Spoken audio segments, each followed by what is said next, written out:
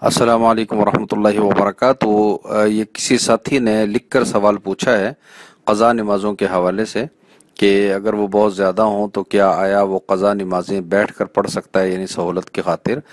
तो उसमें अर्ज़ ये है कि बग़ैर उज़्र शरई के बैठ कर नमाज़ पढ़ना जायज़ नहीं है, और क़याम जो है वो नमाज के फ़राइज़ में से है।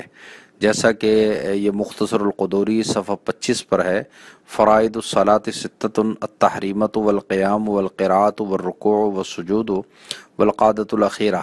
ये 6 जो है ये फ़राइद हैं नमाज के, जिनमें से तकबीर तहरीमा है, क़याम करना है, क़िराअत है, रुकू है, सुजूद है और क़ादा अख़ीरा है।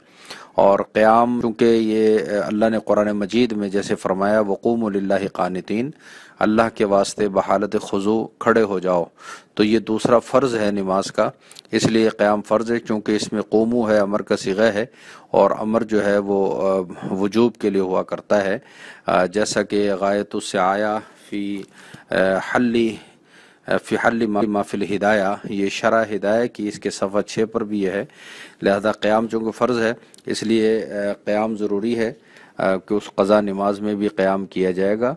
बग़ैर उज़्र शरई के क़याम साक़ित नहीं होता, लिहाजा जो है वो खड़े होकर नमाज़ पढ़ें। वस्सलाम वरहमतुल्लाहि वबरकातुहू।